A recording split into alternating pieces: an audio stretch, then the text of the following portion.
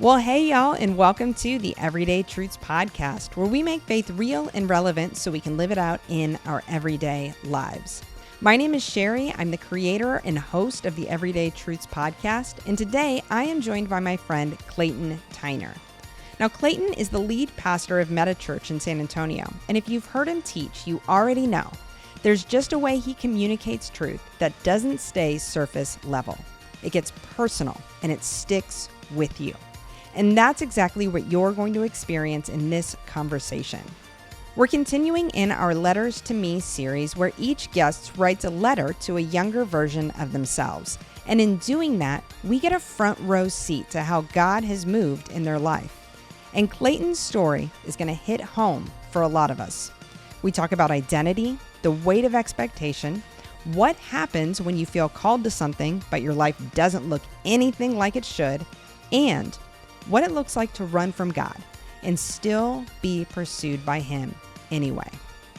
As you listen, I just want to gently invite you to pay attention to where you see yourself in His story, because this might be His letter, but I think for a lot of us, it's going to feel like the letter that we need too. If this episode encourages you, one of the simplest ways that you can help is by leaving a quick review. It really helps more people find conversations like this and live out their faith in their everyday lives too. So let's get into it. All right. You ready to roll? I'm ready. All right. Well, hey there, Clayton. Hi. I'm so excited you're here. Yeah, I'm glad to be here. Finally got you on here. So Clayton and I, we've been friends for a long time, over a decade now. Yeah. And we worked together. That's how we got to know each other. Yeah. And now Clayton is the lead pastor. Is it lead? Do you go lead or senior? You know, either is fine. I think like in our documents, I'm senior pastor, and I think we only ever call me lead pastor publicly. So yeah, senior pastor. I know. Maybe when you get older, it'll feel right. When I planted the church, I was 28, and senior I was like barely a senior in high school. So I was like, senior what? So we just call it lead pastor. Yeah, awesome. And actually, my family and I started attending Meta Church, which is Clayton's church, and so in lots of ways, we've had like lots of phases. You're my pastor now, and then like before, it's like just all kinds of different things.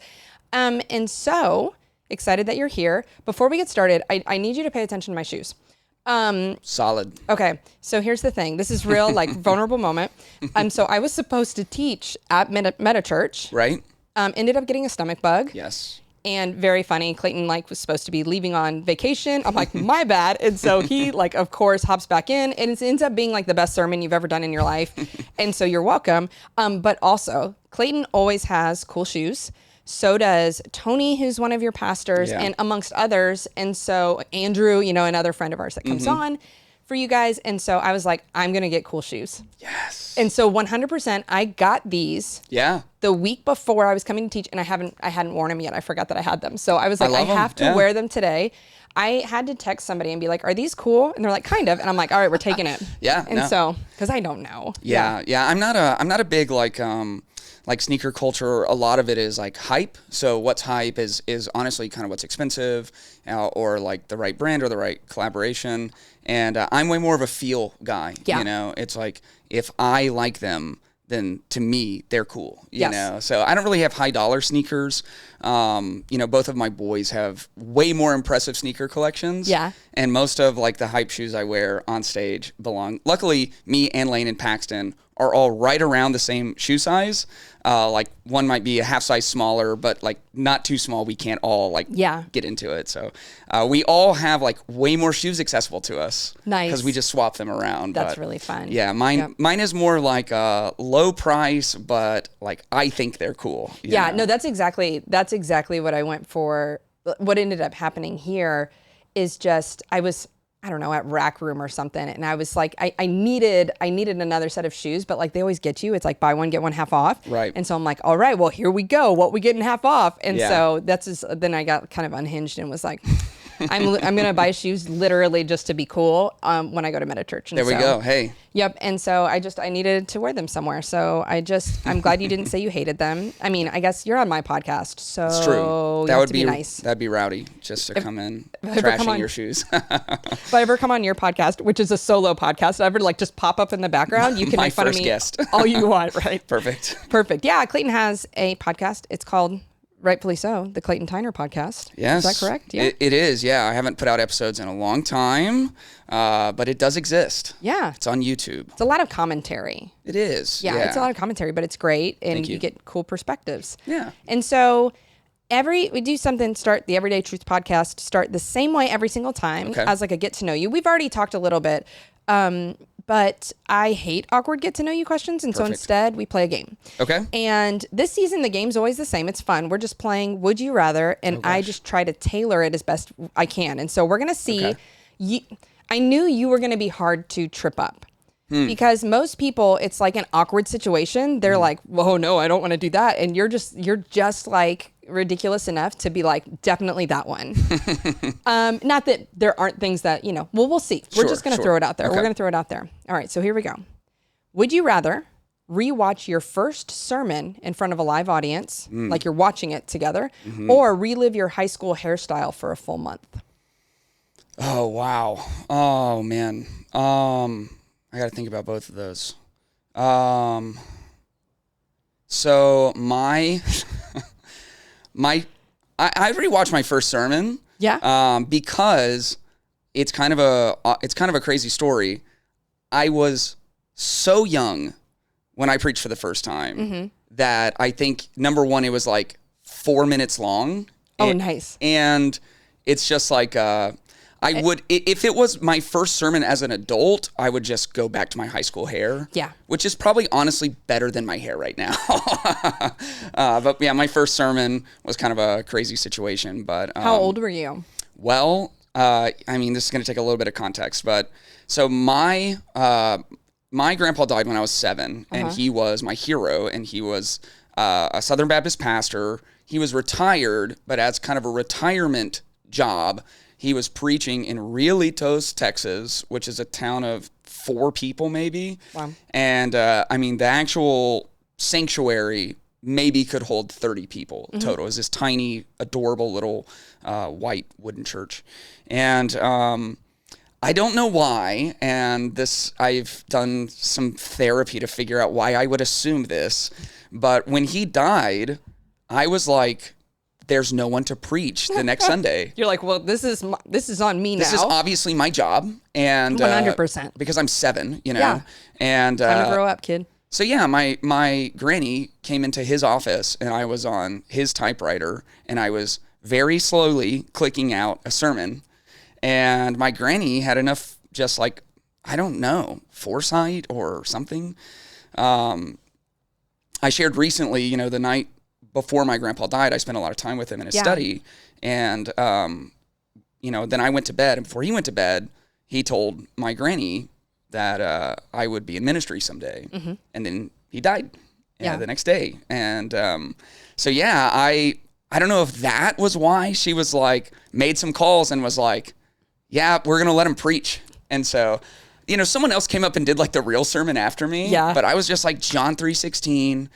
Everyone in there is already a Christian, It's like, you're going to go to hell, if you don't like just hardcore Southern Baptist. And that was my first sermon. And I was in a suit, and a baby was crying, and I was so pissed. I was like, somebody do something.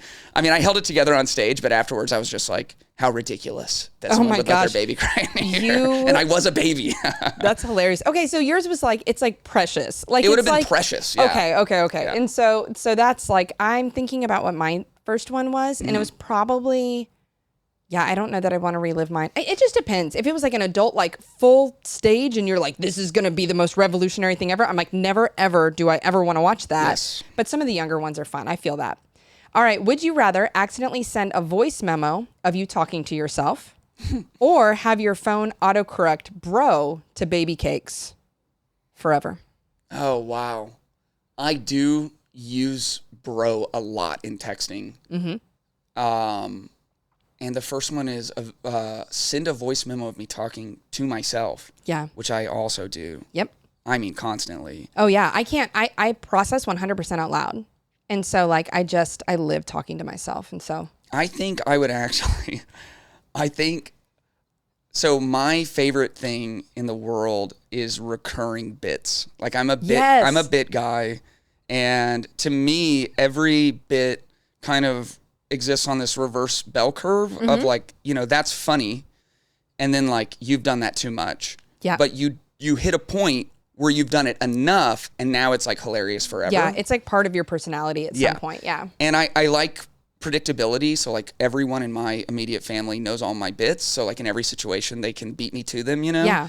And so all my bros being my baby cakes is actually like really tempting for me, even in this moment. You should, I'm going to see you on your phone after this and you're just going to be like making this exchange and I'm going to be like talking to somebody later. They're like, Clayton keeps calling me baby cakes. I'm like, the hard part is like strangers are bro to me as well. So if I've just met you, like that one might be hard, but all my like bros that are already my bros. It'd be great. It's like, but I mean, this isn't a text message, but it's like you're driving and you get frustrated and you're like, instead of bro, you're like baby cakes. Like you're like yelling into people. Yeah. Oh, it's so good. Or correcting, some of, my kids are all teenagers. And so some of our correction necessarily comes through text messages. Yeah. And I bro, my sons. Yeah.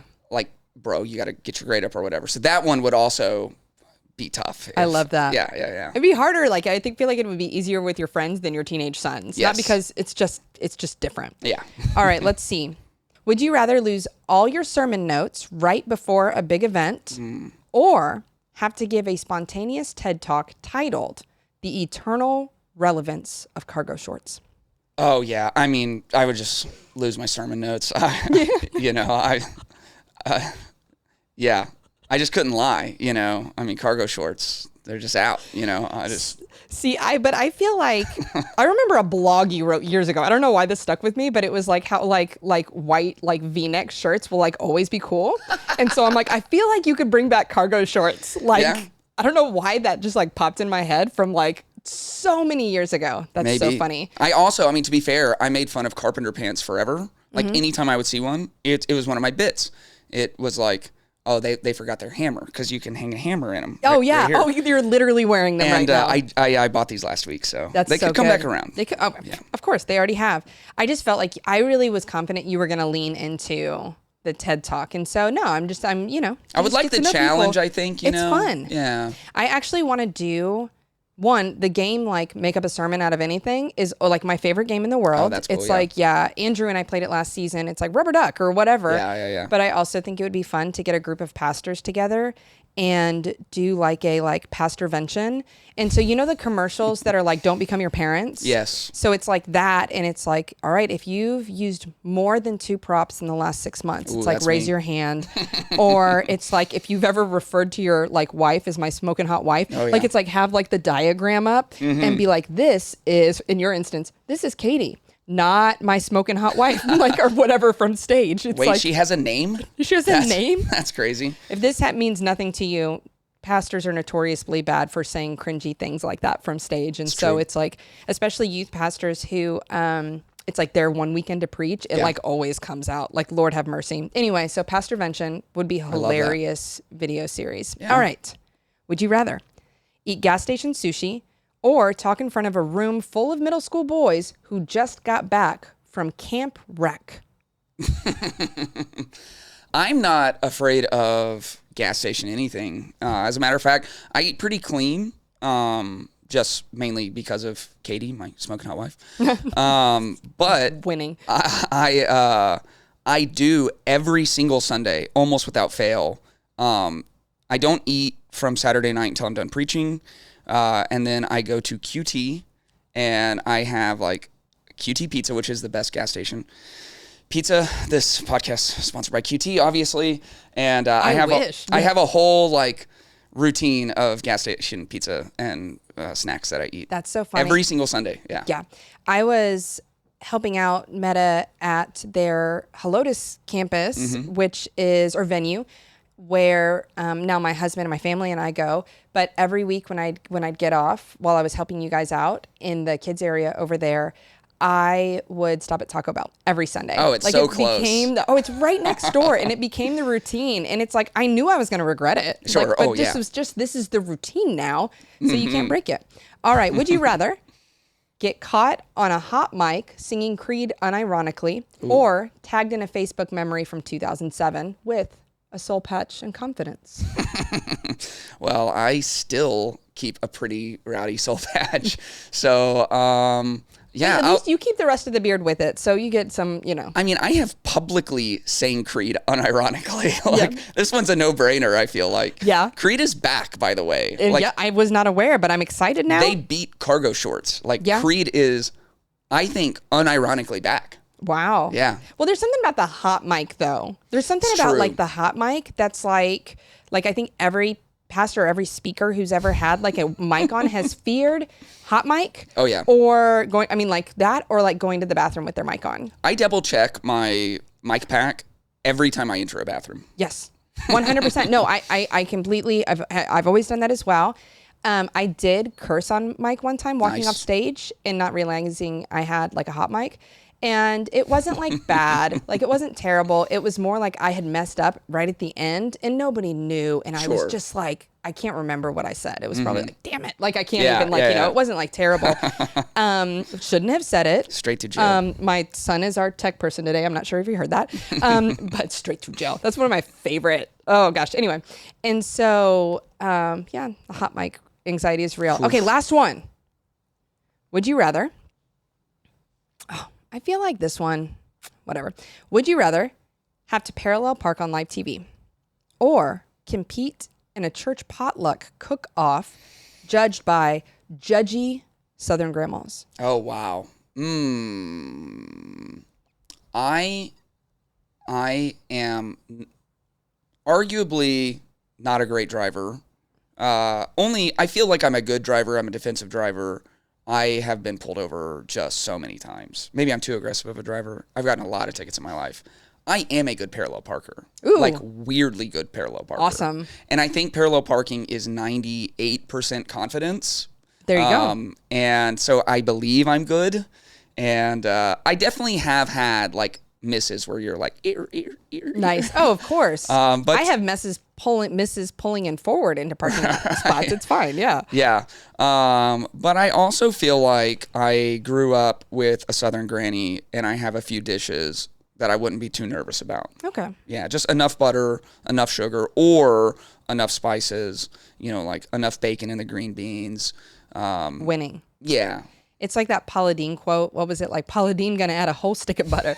You can't lose. You can't lose. Yeah. You got to pick your Paula Deen quotes really carefully though. Just really? To be fair. Yes. I was not aware of that. Now I feel informed. The internet gets that, I promise. Oh yeah. Well, Sherri doesn't. So all right. So today your letter is to your 15-year-old self. Correct. And so we're going to rewind back there in a second. But before we do, tell me about your family real quick.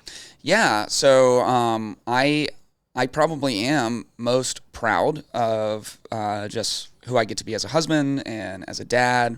We have a really unique family. So I met Katie in my hometown, and she's, the biggest blessing that God's given me. An incredible woman, an incredible leader. We just genuinely have a great marriage, and that's come through going through so many really difficult things early in our marriage. Yeah. Our family is really unique. I mean, it's not like we're the only people on earth, but we're a blended family. So my two sons are legally my stepsons, Lane and Paxton. Lane will be 21 this year. Paxton's about to turn 16. And then when we had been married, I guess 5 years, we adopted Kimberly. And so we are adoptive parents. I'm a step parent. So we're this unique little family of 5. And, it's just wild, the way God brought all of it together. Yeah. Lane and I look so similar that, especially when I was younger, Katie and I are both really young parents. And we would get asked if we were brothers, if I was a much older brother, Yeah. We don't get that so much anymore now that I have a lot of gray hair and, yeah. and all that. But And Paxton and Kimberly, who, we adopted Kimberly, so they have no genetic connection. The older they get, the more like fraternal twins they look. Yeah. And then both Paxton and Kimberly just look so much like Katie. I mean, so much like Katie. It's crazy. And they really do. Yeah. Yeah, it's wild. Kimberly really does too. Yeah. Yeah, and so we're just a blended family that plausibly doesn't look like that at all, Yeah. But yeah, I mean, adoption is very hard, depending on everyone's unique circumstance. Just blending a family can be difficult and ironing out all of those details and everything. And yeah, we went through a lot. We got married and just felt like we were constantly under it. And that can kind of build you or break you, you know, and it's not that we didn't have really hard times, but I think through a lot of really hard, non-sexy work, like conflict, and we didn't really get this honeymoon period to like just live in la la land, you know? It was like we had to figure out how we do conflict immediately. We had to figure out like how to set boundaries and compromise and support each other. And Katie and I are literally opposite personalities. Like on a personality wheel, it's like I'm right here and she's over here. We are opposites of each other. And so like the way I'm what I'm looking for when I'm under stress, it's like literally the opposite of what she's looking for. Yeah. And you just get married and you've kind of only had to worry about yourself and you want what you want and you want to give what you want. And we learned all of those things so quickly. And adoption's very hard, so it's kind of like we got out of the woods on one thing and just jumped back both feet into something else. And adjusting to, being a stepdad and then Katie, like having somebody father, the boys in a new and in a different way. Yeah. And so, and then jumping right back in, like, it's like many people, not, I think that it's crazy how diverse our stories can be, but a lot of people like Wes and I, like we got married and we went home to a home where it's like, it's like, we're like, let's get a puppy. Like we didn't like, it was let's get another puppy. Like, I don't know. And it was like, almost a handful of years before we started having kids. Right. And they came new. Yeah. My sister jokes with her. Oh gosh, I hate it when people like make weird comparisons like this. I do not mean this, but she jokes with like her rescue dogs. She's like, yeah, we got them used. Like it's like, no, but it's like we have that sounds okay. Lane and Paxton, like dearest the boys, like it's like I did not mean any of that. Yeah.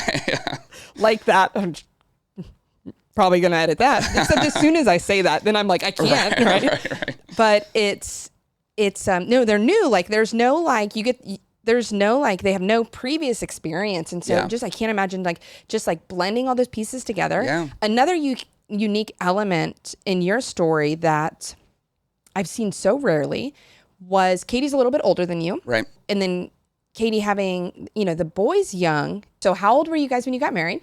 Yeah, so Katie's 6 years older than me, which blew my mind. I mean, when I first saw her, I thought she was younger than me. She still looks younger than me, and I thought, it's a joke, but it is true. She had the boys with her. I thought she was like a hot nanny, like because smoking hot wife. Yeah, she did look too young to have Lane, Yes. And she's how old was Lane kind of in there? Yeah, so Lane was 5 when I met him. And when we started dating, I was 20 and Katie was 26. Yeah. We got married at 22 and 28. So yeah, it's funny, when Lane's a very smart guy, he's a man now. But when he was in like 7th grade, we were shooting hoops and he's a deep thinker. Yeah. Like he's always been a deep thinker. And I could always tell when he was like in thought, he'd get real quiet. And I'm like, hey man, what's up? And he just so kindly, he's not being disrespectful at all. Just a very sincere question. He goes, so you're like not that much older than me, huh? And I'm like, well, old enough. Okay. You know what is, interestingly, my dad, my mom's older than my dad. Yeah. My mom had my older brother young. And so it's not like dissimilar in that I think my dad technically is only like 15 years older than Yeah, that's about our gap. That's about the gap. Yeah. It's 15 years older than my brother. Yeah. And you would never, ever, ever even guess that, especially maybe when my dad was really young. I mean, Yeah. I don't know, but yeah, so that's, well, crazy. It's not super mean, uncommon. And the cool thing is, like, when you are a step parent, so just some, free advice, I guess, maybe to step parents, it's this tension that you manage of, like, you show up as the parent. Yeah. And to me, I think having, like, built a family and we all really love each other, and it just feels like a family, so much so I think all of us at times just forget that there's any of these interesting dynamics. But you also, especially when you, like, first get married, you kind of, like, let the kids let you be the parent. So you're like, I am going to be the parent. If I say clean your room, you're going to clean your room because like, God has now given me this authority. I'm in this covenant union with your mom. And so I am going to receive you as my kids. Yes. But, like, the boys called me by my first name for the first several years of marriage. Yeah. And some of that was just other family dynamics. Yeah. They had, I think they maybe would have called me dad earlier, but I just always said, I don't care. Yeah. And, it's hard, like, respecting their biological parent, never talking bad about their biological parent, but also, like, showing up with your full self. And, it's interesting to say, but I do think as a step parent, you also say, like, the boys always let me parent them. Like, they always let me be dad. They loved me like that. They allowed me to, it's like love has to be received. Absolutely. And so I can come in, and I did, early into dating Katie, I just really did fall in love with all three of them, and, but they, like, received that love and continue to receive that love. And now I'm parenting an adult, which is very interesting. Yeah. And I love, Andy Stanley, he says that him and Sandra, his wife, their goal in parenting is to have kids who want to come home when they no longer have to. Yes. And that's really important. We have definitely adopted that as one of our goals. And because it's like, are they still going to receive our love when they live in an apartment in a different city and don't have to, And I think that's important. So, yeah, your family is certainly something that I've seen how proud you are of them. Mm-hmm. And in word and in action and in so many different ways. And so I love that, what you're proud of in this season is your family and all of that. And so let's just really quick, what's something about your current life that your 15-year-old self would be, like, completely floored by? Oh, mid-30s. I think at 15, I assumed I'd be, like, nearing retirement in the National Basketball Association. So I think I'd be shocked. I'm not 6'3" or 4. I'm an optimist. You know? So, my 5'9" dad and my 5'8" mom. Obviously, I was going to be 6'4". Oh, for sure. I think I would be genuinely surprised that I was married with a family. Yeah. I had a sense, this is like God's sense of humor, I guess. I had a sense really until I met Katie that I would be, like, single. Yeah.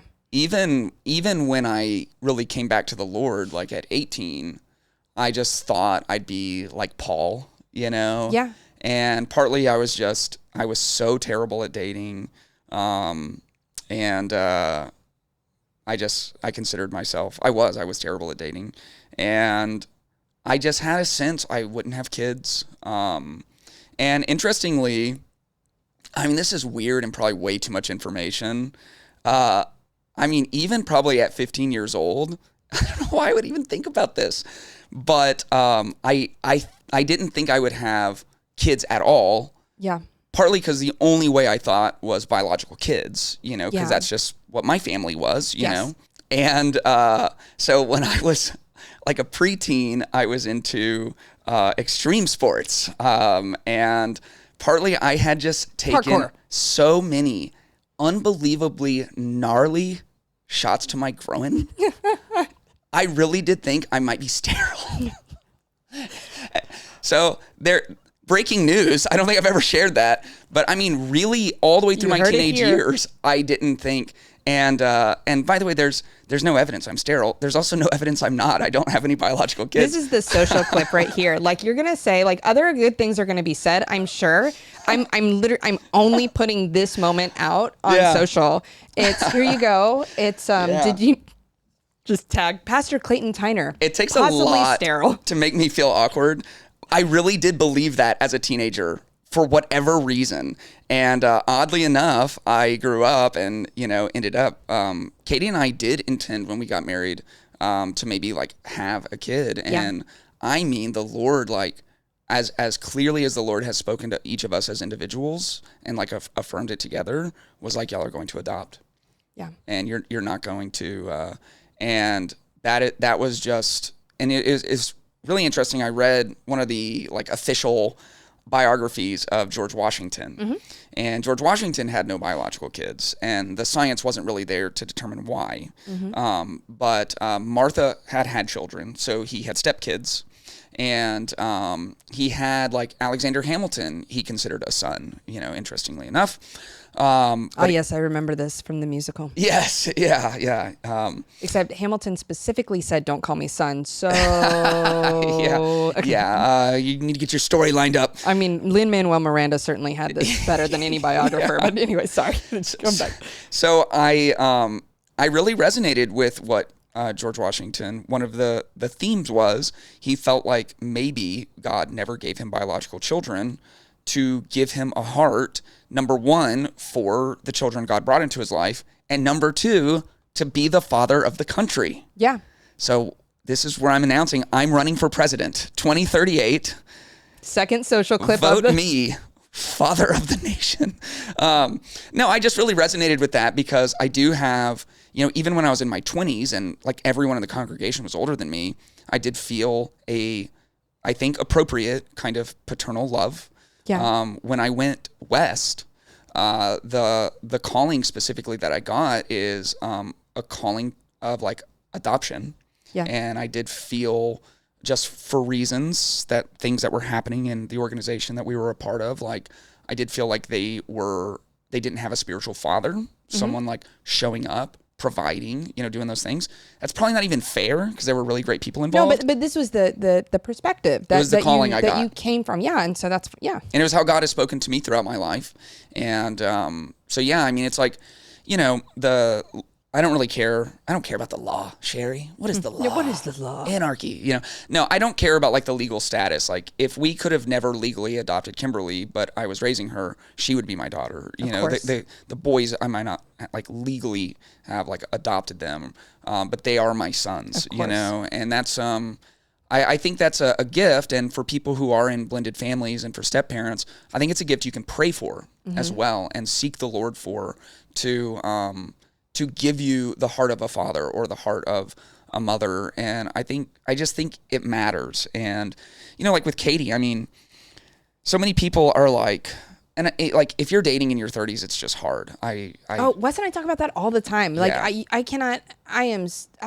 grateful I'm not having to navigate that world. Yeah. And the apps and all that, I just got married before really all of that, but I just think I hear so many, especially guys who are like, man, all these chicks, they've got kids already. And maybe I was naive. I had such a different perspective of like, I get to know exactly what kind of mother Katie is before I marry her. Yeah. Like I get to know what her home is going to be like I get all this insight, and she was unbelievable. She was a superhero, she was a single mom and had bought a home and ran her own business and was going back to college, and her kids were seen and taken care of and empowered. And I'm like, I just get to come alongside and partner with all this unbelievable stuff already happening, So I do think like just a shift of perspective and going, man, I get to, I got to know my kids before I became their dad.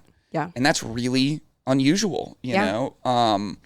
But it wasn't like, it's the same way I feel about, this is probably so like off subject, but like prenups. It's like, hey, let's make a plan to divorce before we get married. You know, it's like, if you're going to become a step parent, I think the right mindset is not like, how do I be a good step parent? It's like, how do I have this like boundary just in case? Yeah. How do I be a good parent? Yeah. I know stepdads who are like, well, this is crazy, but it's like, I'm not too affectionate because it's not really my role. It's like, what do you think your role is? Like your kids need hugs, dude. They need words of affirmation, All I'm thinking as you're saying all of those things is first that Katie's awesome. And second, I'm glad that wasn't my situation because I would have never gotten married. Every dude would have been like, do you see this lady's house? Do you see this? Do you see these feral children? Not really. My kids are great, but like... So thank you, Wes, for I joke all the time, but I mean, it did really work for me. It's like the secret to happiness is like get married really young to a woman who already has kids, like I have such a happy life. I am in like, I can't imagine being in a better marriage, it's like, everyone's on their own journey. I do actually, I encourage people to get married kind of young and have some years if you want some years where you can like walk around the house naked or whatever. It's like, that's great. But have kids, man. It's awesome. Change your life. I mean, you just scar your children. It's fine. But Wes and I got married pretty young. Yeah. We had both just turned 23. For today's standards, that's incredibly young. In the 1400s, you guys were almost dead. But I know. Yeah. Pretty much. For today, that's very young. The plague would have already come through or something. Yeah. That's for sure.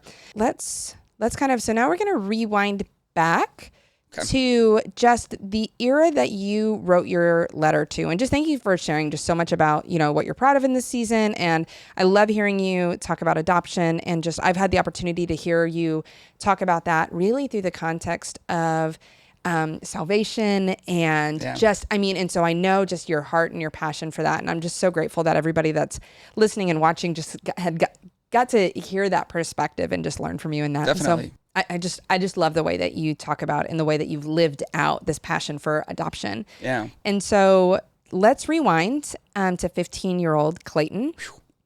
All right. And so tell me, like, what was he carrying? And if you want to give some context, that would, because, I mean, you talked about your grandfather earlier. Right. And really kind of it being spoken over you that you were going to be in ministry. Yeah. But I know somewhere between 7 and 15, generally a lot of things happen for people. Yeah. And so maybe 7-year-old to 15-year-old would draw some good context for us. And so like walk us through that briefly. Yeah. Very young, I felt called to the ministry. It was affirmed and kind of prophesied by my grandfather, the night before he died. And so that's, it's like if you're writing the movie about someone's call to ministry, you like have the grandfather speak it over them and then you kill them off the next day. It's like, it's cinematic almost. I was an unusual kid and I had, I would say like an unusual love for the Lord. And so I would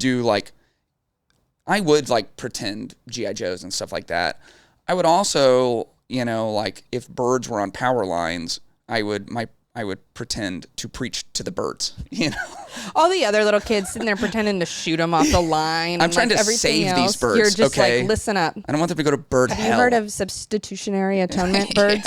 Because your tweets would suggest otherwise. Yeah. His eye is on the sparrow. So I was a weird kid, and I had my mom's side of the family was very spiritual and a lot of like strong believers.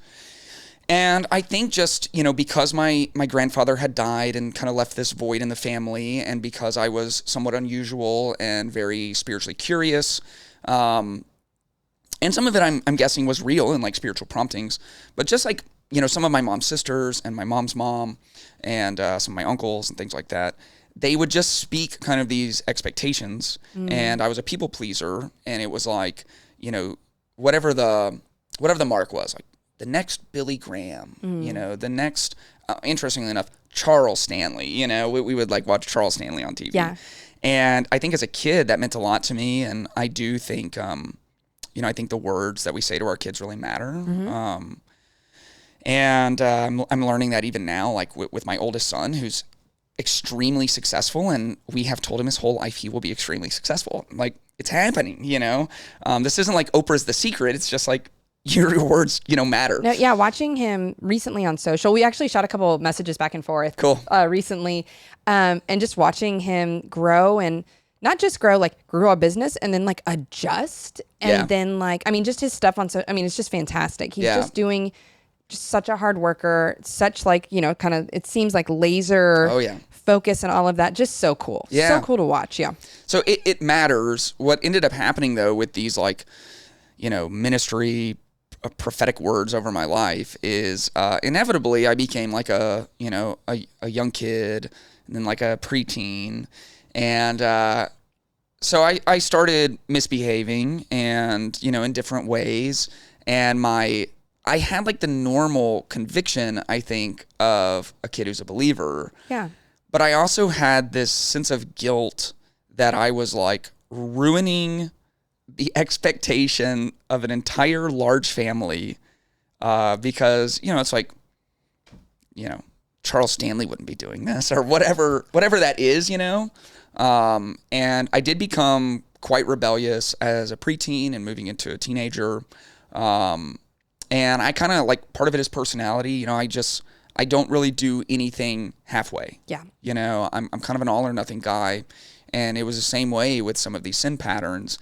And so I've done a lot of like work, specifically like narrative-based counseling, something we do, a lot of at MetaChurch. You're just a great, I love just charting that big picture and really understanding the trends and not just going Band-Aid, Band-Aid, Band-Aid, but really getting at the root of it. So cool. Well, it's really interesting. Like one of the things you're trying to find is your inciting incident. We believe that your false narratives come out of that, your worst weight patterns. Define that just for folks real quick. Yeah, so your inciting incident is basically the loss of innocence. And so it is, we describe it as a door that you walk through that shuts and locks behind you. Like you can never go back. So the moment you realize like there's something wrong with the world, or with you or whatever. Yeah, like, people can't always be trusted.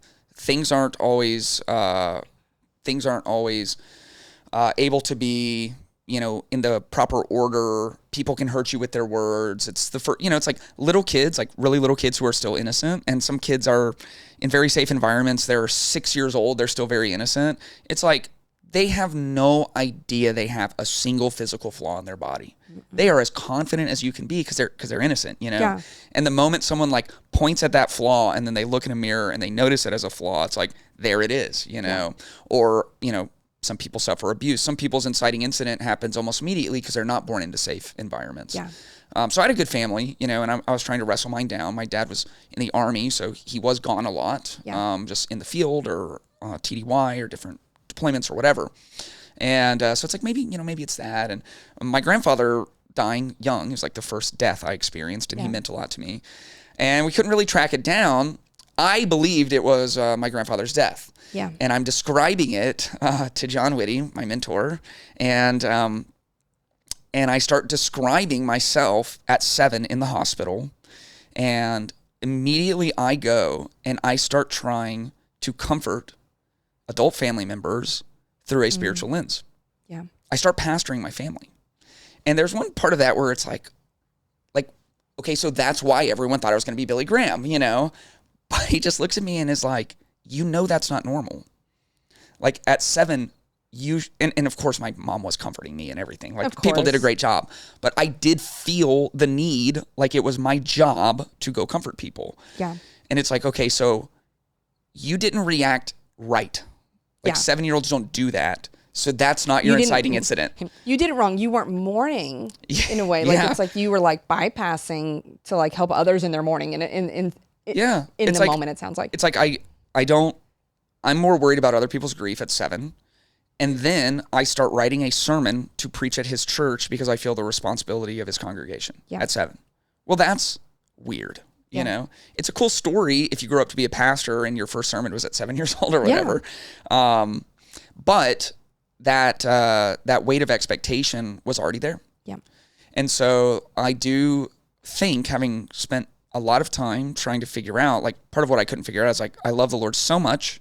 And then I just go freaking crazy. Mm-hmm.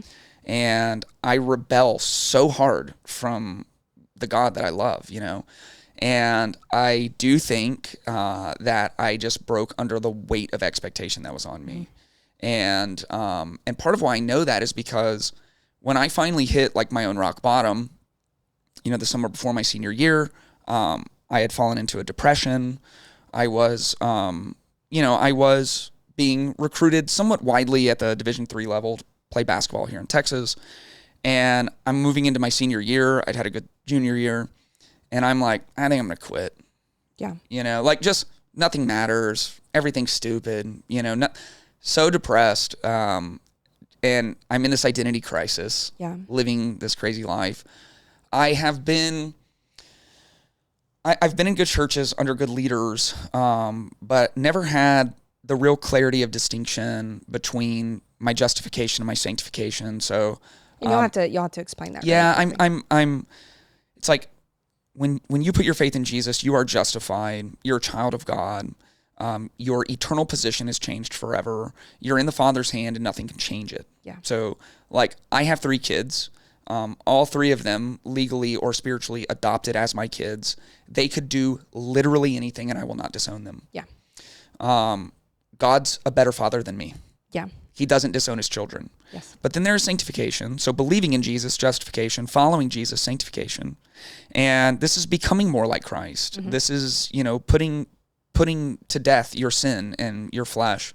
And I didn't understand this. I conflated these 2 things. Mm-hmm. So and that's the most common thing is people weld those together. Oh, yeah. I mean, you see that so consistently in language and deed. Like if you grew up, for example, Baptist, you know, you hear a lot like once saved, always saved. But should someone be living out of alignment, then they must not have really believed. And so it's like you can pretend like they're separate, but most folks treat them like they're one and the same. It's justification, being saved, sanctification, how you live after this and how you're growing to become more Christ-like. Yeah. And the thing is, most people don't even have a system for the third part of salvation, which is glorification. Mm-hmm. And what they do is they take sanctification, how you live, and they attach it to whether or not you go to heaven. Yes. And the truth is, if you are a child of God, God doesn't disown you. But how you live matters for glorification. So you will miss out on inheritance, opportunity, capacity in the kingdom of God. I didn't understand that. But what's interesting is, so I did think I was probably going to hell. Like if I died right now, I'd probably go to hell because I didn't understand salvation. Just based on the choices that you were making, the behaviors that you were seeing in your life, things like that. Yeah, I mean, whatever was available to me to rebel from God, I would do it, you know. Yeah. And interestingly, probably the only thing I was more scared of than going to hell was disappointing my entire family, extended family, most of whom were dead already. It's like the weight of expectation spoken into my young life was so strong that when I would think about how I was living, even though I thought I probably was going to hell, it's like, but I'm already in hell. Like I'm not holding up my end of the bargain. Yeah. I'm letting down my dead grandpa, who is my hero. Yeah. I'm supposed to be a preacher. I'm supposed to be a pastor, you know, and I'm out here living this like ratchet, crazy life, you know? So, the word choice there was solid. Yeah. So I am a torn person. And the reason that I came to the conclusion through help with a counselor that it was that weight of expectation that just broke me and I just crumbled under the weight of it, started living like a heathen, is when I finally hit rock bottom and I wanted to give up on everything, I finally prayed my first really honest prayer probably in my entire life. And the prayer was like, I know that you put this calling on my life, but I'm not going to do it. Yeah. I'm done asking for forgiveness. Because, you know, it's like you're like drunk and stoned and somewhere you shouldn't be. And it's the 100th time that, you know, year that you're like, if I don't get arrested tonight, God, I am never drinking again. You know, it's like, and I was under conviction and I felt guilt. And I'm like, you know, I would have these drunken moments of like, God, I'm sure you hate me and I'm so sorry. And this is the last one, you know, and it wasn't, it was bullcrap. And so I'm like, I told God, I am not praying that prayer anymore. If you really did call me, you have to come get me. Like, I can't do it. Obviously, I would have done it by now. So I'm from 14 to, you know, almost 18. I've been doing the same thing. Yeah. And so it's like, I'm done. I'm not going to pretend. I'm not playing games. And it's so interesting. It's like, I believed in God fully in that moment. Yeah. And I was just so far from him and so messed up, you know, so depressed. And so, yeah, what my grandfather gave me was a blessing. Yeah. And I do believe they were prophetic words over my life. And and prophecy brought to fulfillment is what like proves that to be true. And I think that's absolutely the case in your story. Yeah. Yeah. I mean, here it is. Like, I am very confident. I am in the role I'm supposed to be in the church I'm supposed to be in, that I'm using my gifts appropriately. But it just, I had this significant detour. Yeah. And it's not that, everything that my extended family gave to me was a gift. Yeah. And it's just so interesting. It's like Satan can't like steal a gift that God has given you, but he can pervert it to the point where it's like the very thing that positioned me in my life where I couldn't be more fulfilled in the work that I'm doing. I couldn't be more fulfilled in my home life. I couldn't be more fulfilled in my marriage, But in between that and those callings, it's like the enemy leveraged that gift in order to detour me into this mess, And I didn't have the right theology, the right perspective to be able to understand, like, the expectation is just for me to be obedient. Yeah. And when I fall, God is there. And I had that image of God where he's just like angry. Yeah. He's an angry, fiery, judgmental God, and that verse, I just think is so important for people, where it says the kindness of God leads us to repentance. And I think, like, if I would have believed in a kinder God, that maybe I wouldn't have gone so far away from him. Yeah. And that is why, my life has been so significantly transformed from about 18 on, because what I experienced was like the true Jesus, and I experienced his kindness to me. Yeah. Because I didn't deserve it, for sure. Yeah. Absolutely. It's like just absolute verse that has just been like just this steady place for me is out of Psalm 23, where it's like your goodness and your mercy will pursue me all the days of my life. And your story is such a great reminder of just how it's like the enemy in so many ways can take something good and just twist it. Yeah. Can take something meaningful and make it meaningless. And right. and so and I think that's just a great reminder for all of us. It's just like, because we have moments of doubt, because we have moments of running, we have those prodigal son moments. It doesn't mean that like, well, that must not have been true. Like God must not have really have called me. I must have gotten it wrong. Be like, you know what? You've probably got a lot of things wrong. Yeah. But that doesn't mean that call was wrong. Yeah. It doesn't mean that God can't continue to use you. You deviated. It happened. Yeah. It happens. Yeah. We all do. Mm-hmm. And so stand back up. Right. Cry out like you did. I love like just like all right, you're going to have to come get me. Yeah. Well, turns out he pursues us all the days of our lives. Yeah. And so such a cool, I love your story. Also on a very side tangent, you're like, it's going to disappoint my family. All I could imagine was like Mushu from Mulan, where he's like, dishonor on you, dishonor on your cow. Like, that's all like I had. It's like one of my favorite anyway. So there you go. There we go. And just to, bring it back around, full circle. So we've kind of talked about what led to that honest prayer and all of these different pieces. And so, I was going to have us kind of continue into your story, but let me think for a second. Hold on. Yeah, you're good. We went the wrong direction, not the wrong direction. We went a better direction. I was going to tell you before we started, I think, intellectually incapable of giving a short answer to a question. I do these Q&As, on my Patreon, patreon.com/Clayton Tyner. And it's like an hour and a half, and I answer like 3 questions. Yeah. It's so... Yeah, I don't know. It's probably because it's how I learn. It's like I want the whole, yes, whatever. And so yeah, I'm sure I went 6 different places at once. I'm really bad about that, like when texting, because it's like I feel like I have to use parentheses because 1, every thought has bonus content, and 2, I feel like I need to like not justify my answer, but like I'm like, you might think I'm awkward for saying this way, so can I go back and can I just correct this and fix this? And wait, I was thinking out loud, and hold on, wait, let me say it in a way that makes more sense or whatever. Yeah. No, but that's certainly not it. But I think So God, we can see in your story where there was this moment, there's this great like narrative arc of a moment of like, hey, God has big things for me. This impossible like dot is drawn on the map. And then like what's difficult about that, and especially when we experience that as kids, is that everything short of that feels like failure. And so it's like, it's impossible. Yeah. And then coming back around to maybe a running, maybe just a like, whatever. If I can't be that, then I will be just the complete opposite. Right. Right. If I can't achieve that, well, then who cares? Nothing matters. And I can totally relate with that feeling in my life in so many little pockets and in so many ways.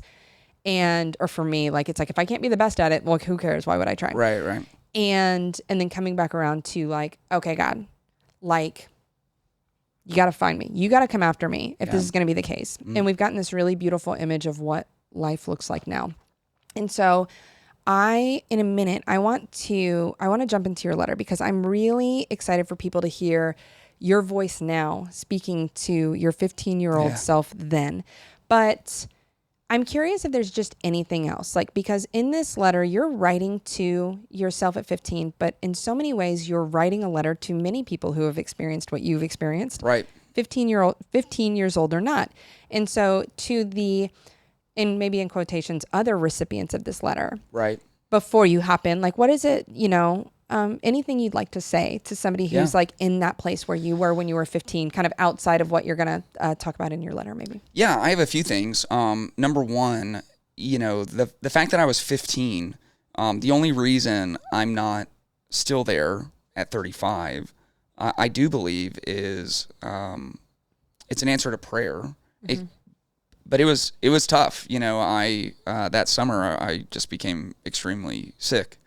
And was diagnosed with an incurable stomach disease, and was sick for the majority of my life after that, and that did just, I always say, like, obviously God is infinite and we are so finite. I don't really understand all of it. I don't think God reached down and like touched my life and diseased me. I'm actually fine if he did. I really don't care. He's God. He can do whatever he wants, but you don't believe that to be the case. I don't believe that to be the case. Yeah. But it did stop me, and it got my attention, and I just couldn't I couldn't go out and party. I couldn't go out and, do all of these things. I really couldn't hang out with people for a while. And God had also just brought some people into my life who were very like gently bringing me back to the Lord.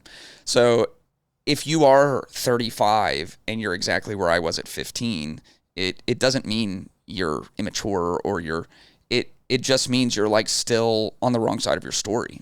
And it's easy to be here, and it might not be because of pressure. It might be because of trauma. It might be because of abuse. It might be pride. It might be a series of unfortunate decisions. But however you got there, it's important to know that not only is Jesus always pursuing you, as hard as you run from him, he is running after you. He'll never stop pursuing you.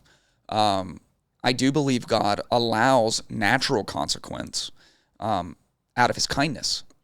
And it is a gentle way to bring us back in. And consequences naturally escalate. So the consequence that comes from getting caught selling weed is very different than the consequence of selling, a higher class of drug. It's like, but you make more money selling higher classes of drugs. So once you want more money, you escalate, and so it's like the consequences get harder because God's urgency comes after you harder, and it's all to turn you around. It's not actually because God hates you or, is like super duper mad at you. It's actually because he loves you and he's trying to draw you back to where you are meant to be and to the best life that you could live. Mm-hmm. So, and the other thing is, whatever season you're in and however long it's lasted, God will use that too. And so I do think the unique aspects of the ministry that I get to do today, number one, are a sense of urgency that actually did come through my disease. And the second thing is a constant call for people to trust God with the damage of their life. I mean, it's just, I get there every sermon. I'm preaching about the angel Gabriel talking to Mary for the first time, and I do 10 minutes on the fact that she's from Nazareth, and we all have our Nazareth, and that's something that we're not proud of in our past or present, and your Nazareth doesn't define you, and God's going to call you out of it, because that's my story. Yeah. And I think if I had just gone from like 7-year-old, prophecy about ministry without any detour straight into ministry, I think I wouldn't have a lot of clarity on justification, sanctification, glorification. I think I would be preaching with a lot of judgment. Here's kind of, I'll describe the difference very quickly. Katie and I visited a wonderful church, and it was wonderful, and we learned a lot. And as we were leaving, she said, what's different? Like, what's different about what we just listened to and Meta, Mm-hmm. And I said, I can describe it very, very quickly. They were in John 4, the woman at the well. I said, the way they preach it is how I grew up hearing it. It's like, we're all in this room, all the Christians, we're Jesus, and then all those like sinners out there, Yes. those are all the women at the well, so we Yes. better be nice to them, And it's like, well, how would we preach that? I'm the woman at the well. Yes. And I met Jesus. Jesus found me and knew exactly how many men I'd been married to. I'm getting lost in the metaphor, all right? It's like Jesus knew all my past, and there's another clip that. It's perfect. I love it. And then we get to be Jesus to someone else. Mm-hmm. And it's a very slight difference, but it has animated our ministry. It is actually why people who are unchurched and dechurched feel comfortable coming to Meta. Yes.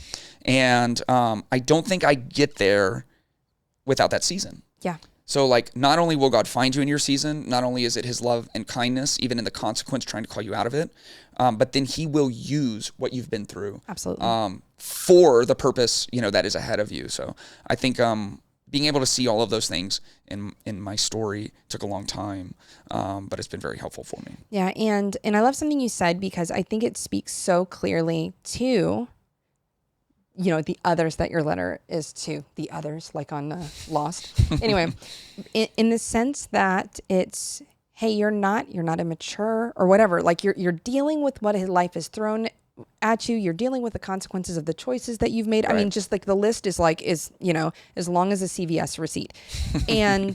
But it's not like it may not be any of these things. It might just be that you're on the wrong side of your story. Right.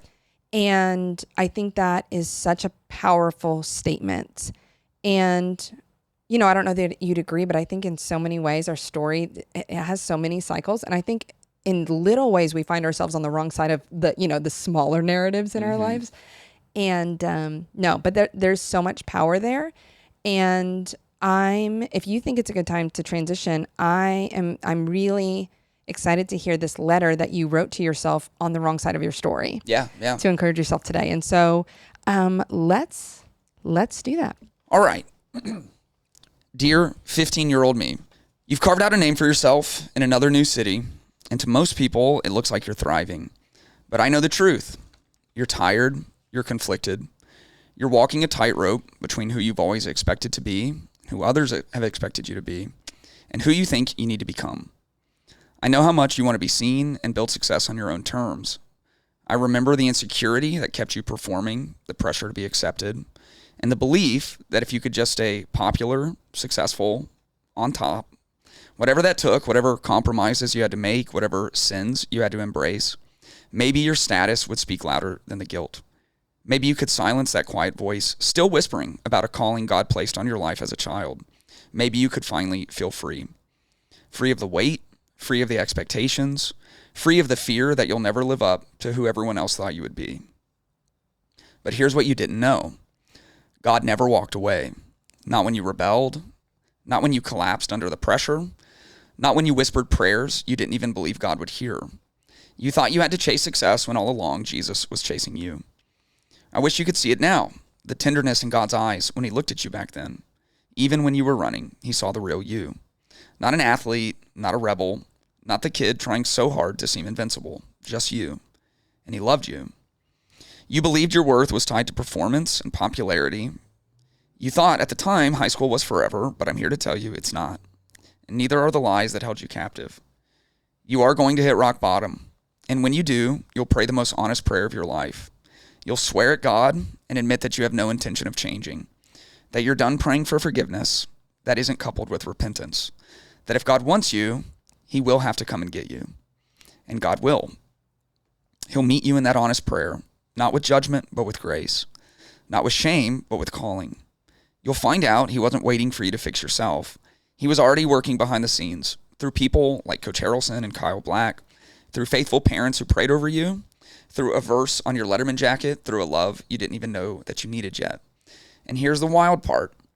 You're going to become that person for someone else. You'll stand on stages and in hospital rooms and in quiet, broken places and tell people that God still sees them. You'll tell them about grace that's stronger than rebellion, love that outlasts failure, and a calling that chases them down. You're going to fall in love with Jesus, with a woman named Katie, and with 2 kids who will make you grow up fast and give your life more meaning than you knew was possible. And just when you thought your love couldn't possibly expand, God will give you a daughter. And you'll realize she was meant to be in your family all along. One day you'll help lead a church that feels like home for people who feel like they don't belong anywhere else. And so the road is going to be hard. There's going to be loss and betrayal. There's going to be sickness. There will be moments when you feel like you failed. But listen, every scar will speak. Every ounce of pain will be redeemed. And even the parts of your story that you're most ashamed of will be used to help set people free. God's not done with you. He never was. You're not too far gone. You've not done too much. So just breathe. Try to let go. The weight was never yours to carry anyway. You'll finally find security in something bigger than yourself. You'll lead out of love, not fear. You'll find purpose in the ashes. And one day, you'll look back and realize that even at 15, when you thought you were just surviving, God was already building the foundation for everything to come. Nothing will be wasted. Clayton. Thank you for being here. Yeah. Thanks for having me.